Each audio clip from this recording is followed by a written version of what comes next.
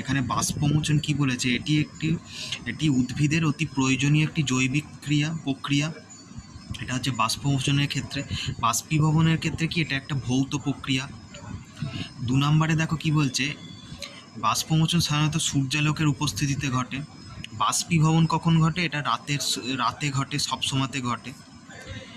দিনেও ঘটতে পারে, রাতেও ঘটতে পারে। বাষ্পমোচনের ক্ষেত্রে যে পত্ররন্ধ্র থাকে, সেই পত্ররন্ধ্রের রক্ষী কোষ দিয়ে এই প্রক্রিয়া নিয়ন্ত্রিত হয়।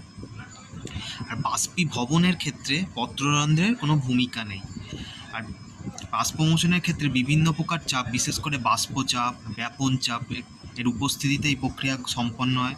আর বাষ্পীভবনের ক্ষেত্রে কোনো প্রকার চাপের সৃষ্টি হয় না। বাষ্পমোচনের ক্ষেত্রে কি, প্রোটোপ্লাজম দিয়ে এটা নিয়ন্ত্রিত হয়। বাষ্পীভবনের ক্ষেত্রে কিন্তু প্রোটোপ্লাজমের কোনো ভূমিকা নেই। বাষ্পমোচনের ক্ষেত্রে কি, পত্ররন্ধ্র কিউটিকল ও লেন্টিসেল অংশগ্রহণ করে।